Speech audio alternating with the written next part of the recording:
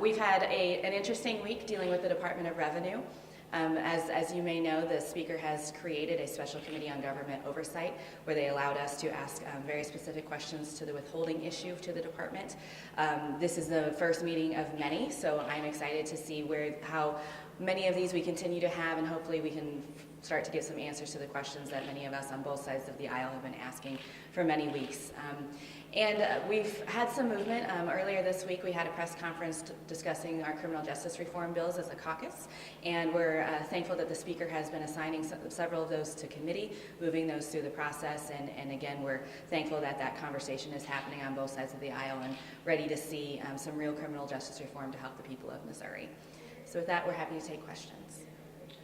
The Senate has perfected kind of an omnibus opioids and drug-related bill, which I think would have increased penalties for dealing heroin.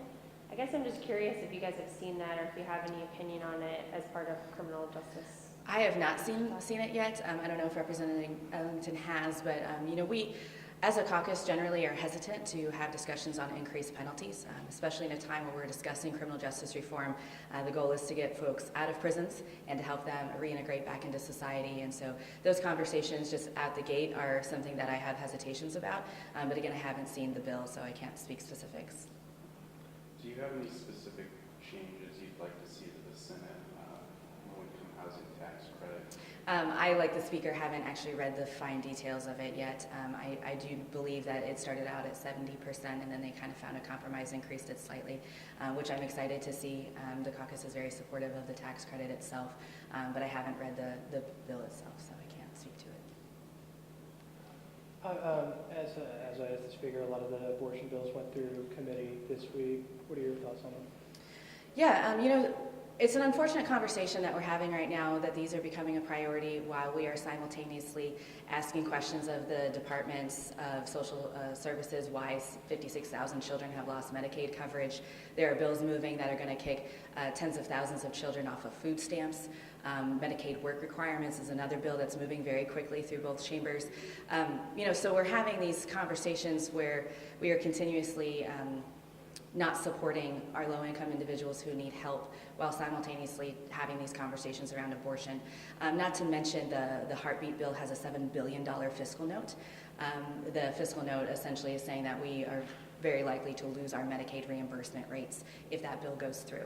So while we're talking about all those things at once, I continuously just go back to how is this helping Missourians? What are we doing to create a environment for our citizens where they can be successful and live fulfilled lives, and all these conversations together just don't add up for me. All that being said, why do you think they would pursue that instead of everything else?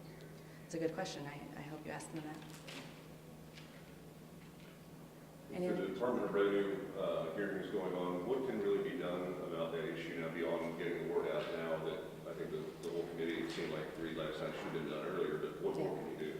Well, there are conversations that we're having about helping folks in that repayment plan process. So right now the department has the ability to adjust principal, but they can do nothing about interest or fees for those individuals. We're asking very specific questions of how they determine who they're helping and who they're not. So I'm eager to get some of those back. But we are looking at legislation about possibly forgiving interest rates for this short period of time. If folks enter into that payment plan, you can expect that I'll be filing something next week. Okay, thank you all for your time.